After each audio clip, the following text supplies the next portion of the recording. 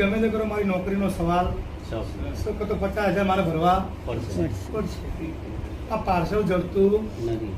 મીતે પણ ફોન કર્યો, તારા સાથે વાત થઈ, પણ મેં માતા એવું કીધું ચિંતા કરે અરે પાર્સલનું ટેન્શન મટી જશે. પણ તમે મને આજ સુધી ફોન નહીં કર્યો, તમારું પાર્સલ મળ્યું કે ટેસ્ટ પત્યો કે નથી પત્યો? 100%ની વાત. સાચું 100%. સાચું. તો એ પાર્સલનું ટેન્શન દૂર થઈ ગયું તમારું? દૂર થઈ ગયું. દૂર થઈ ગયું, પણ મને ભુવાને તમે જાણ કરી નહીં. એના પછી શું બન્યું? પછી 2 પાર્સલ બીજા જ્યાં હા. મારા તો વધુ ચિત્ર છે. એ 2.5 લાખનું હતું. ભાઈ કિનાભાઈ, હા. બીજું પાર્સલ કેવું જીવ? એ પ્રોબ્લેમ 2.5 લાખનું. 2.5 લાખનું પાર્સલ. હા. તો એમાં પછી તે વાત કરી એ પ્રમાણે એ ભાઈનો સામેથી ફોન આવ્યો અને કે તમારો હવે રસ્તામાં મળી ગયો ને એની અંદર હતા મોબાઈલ 2.5 લાખ. 2.5 લાખના મોબાઈલ. હા, બધા આખા પાર્સલની અંદર મળી. પણ કુદરતી એને ફોન આવ્યો, માતા જે હોય ભૂલ તો હું સ્વીકાર કરું, માફ કરજો, પણ આ રીતે થયું. બીજી વખત બન્યું. હા, પણ પાર્સલ માય ગોતી લીધું. વાયા. હા. ત્રીજો બનાવ કેવો બીજો બન્યો? બનાવ મને મોરબીની અંદર. હા, એ પાર્સલ કોણ? એ પાર્સલ અડીદાસના મોટી ટી-શર્ટો વાળું તો અને એ કેટલાનું હતું? એ હશે લગભગ લાખ રૂપિયા. લાખ રૂપિયાનું પાર્સલ. દેવનો ચમત્કારની વાત હું સાંભળું છું ભાઈ જોડે. શોધખોળ કરી આ તે કંઈ પણ ડાયરેક્ટ ભગવાન માતાજી શું કર્યું તો ઓટોમેટિક ગણીને ત્યાં પહોંચી ગયું.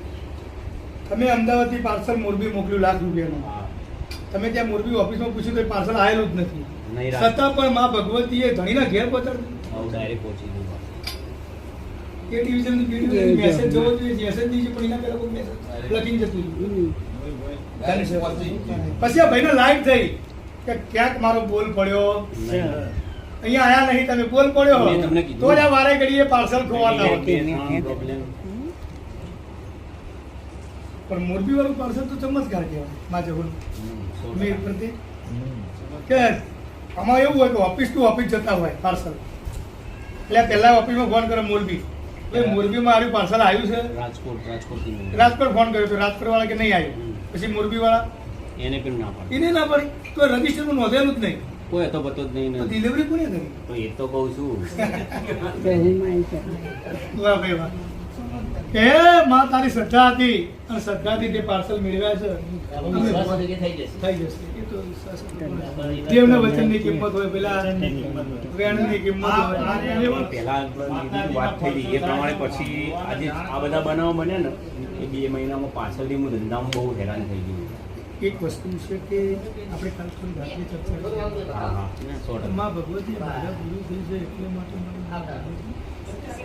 વધારો એ ભૂલથી હું જોઈ મને બદલાવ પડશે પહેલા. હજી અમારી જહુ તારીખ વૈશાખ સુદ 8મી મુદત હતી તો મારી આ 10 ના કરે તો માં વૈશાખ સુદ 8મી મુદત હતી. હજી એમાં આ માણસો બોલી કે મુદત પૂરી થઈ છે, એક મહિનો જતો જહુના ઘરમાં તમે સાચું હોય તો જ કહેતી. અરે શ્રદ્ધા માણસો પણ શ્રદ્ધા તૂટી નથી. વૈશાખ સુદ 8મ હતી કે ભાઈ દેવું દેરાનું કામ કરે મોણાનું. આજે પ્રતિકો પૈસા માગતા મિતનો વાયદો 10 તારીખનો હોય, 15 તારીખ સુધી આલે નહીં, 9 તારીખ સુધી કોઈ ઉઘરણી ના કરે. બધા જ્યાં પછી તો હું કરે એમાં આવ્યું સાચું હોય તો જ હાથ બનાવજો.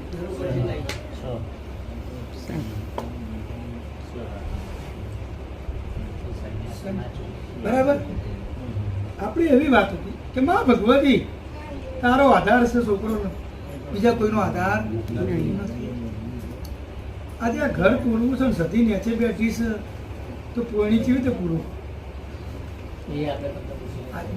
હું માતાને કહું છું, માતા જોડે વાત ચાલે છે, હું માતાને પૂછું અને માતે રજા આલીને પોણીનું અમે કોક કર્યું, પણ તારું અમે હલાયું નળિયામાંથી અમે હલાવવાના નથી. એ જે જ પોઝિશન છે એટલે જ એને મૂકવાનું. તળિયું ઊંચું થશે, એની બેઠક ઊંચી થશે. એ તો ત્યાં જવાનું તળિયું આ છે, પણ આયુ અત્યારે કરી પણ તું એને જ ને માતાજી કોઈએ જોયા નહીં, કોઈ જોવાના નહીં, પણ દેવ કરે એવું મોણ ના કરીએ. અને રડવા જેવું જ ઉતરી ગયું ભાઈ મજૂરી જગતમાં બધા કરે ચમ બધા કમાતા નહીં પણ મજૂરી કરીને ભેગું થાય ને દેવ રડવા ઉતરે ને એ અલગ ભેગું થાય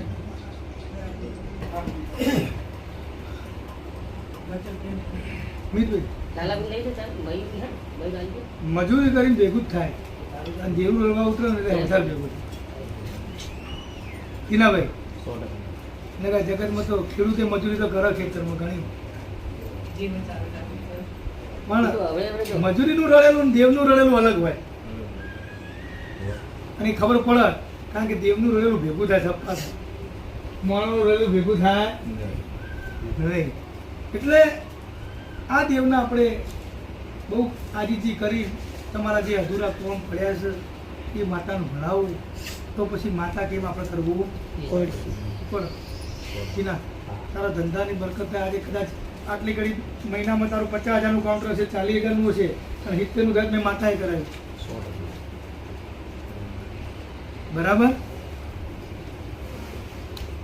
દેરું કરાવ્યું કોઈ નહીં કરાવી ગયું હું તમને કહી દઉં હજી હું દેરા જોડે કલમ લઈએ દેરું બોધે મને બીટ મારે પછી તેના પછી દેવના વ્યવહારમાં રહેવું પડશે તું મોટો છે ને એના ના ઓળખું તને ઓળખું એટલું કહું મને ઓળખો નહીં તને ઓળખું સંબંધ આપણો જે છે એ તો આપણે ગણીએ જ છીએ હા હા એ સાઈડમાં ગાદી ઉપર ઉતર્યા પછી 100%.